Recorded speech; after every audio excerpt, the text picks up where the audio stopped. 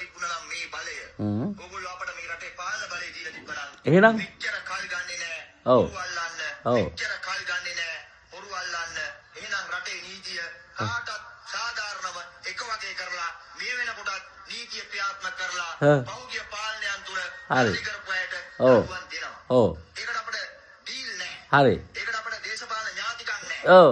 ඒකට පරණ ආණ්ඩුවයි මේ ආණ්ඩුවයි එකතු වෙච්ච හොරු රකින්න අලුතෙන් හොරකම් කරන කට්ටියට හොරකම් කරන්න ඉඩ දෙන ඥාතික ආණ්ඩුව අපි ළඟ නෑ.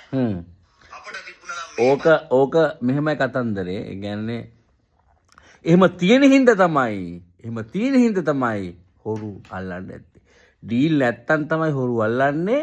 ඩීල් තියෙනවා නම් හොරු අල්ලන්නේ නැහැ. ඉතින් ඒක කියනෝනේ හරි තාර්කිකයිනේ. කල්පනා කරලා බලන්නකො. ඒ කියන්නේ දැන් අපිට එහෙම ඩීල් නැහැ. ඒක හින්දා අපි හොරු අල්ලනවා කියලා කියනවා. හැබැයි අපිට එහෙම ඩීල් තියෙන හින්දා අපි දැන් හොරු අල්ලන්නේ. හරි සරලයි.